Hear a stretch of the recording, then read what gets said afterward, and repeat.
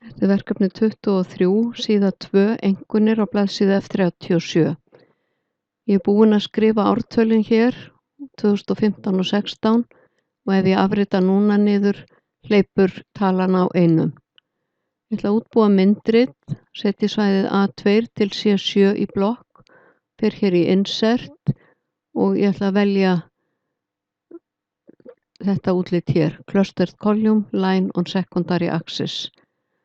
Nú eru ártölin bara 1, 2, 3, þannig að ég ætla að gera eins og á síðu 1, fara hér í Select Data, smelli á ár og eyði þeim út, smelli á Edit og dreg yfir ártölin. Og OK, þá kemur þetta svona og ég get breytt hér útliti á myndritinu.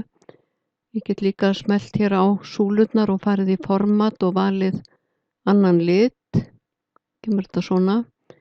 Og ef ég ætla að minnka bil á milli súlna, þá er með bendilinn yfir einhverju súlu, ít á hægri mús, format Data Series og ég ætla að breyta þessu í 30%.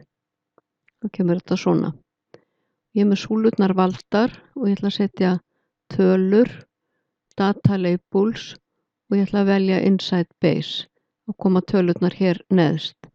Svo smelli ég hér og fer í Data Labels og ég ætla að velja tölurnar hægra megin við punktana hérna eða hakið.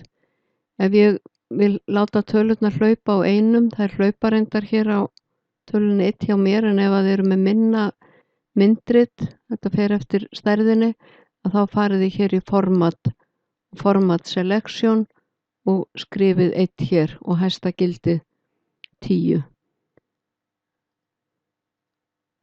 Síðan skrifa ég fyrirsögn og ít á Enter. Og ég ætla að vista.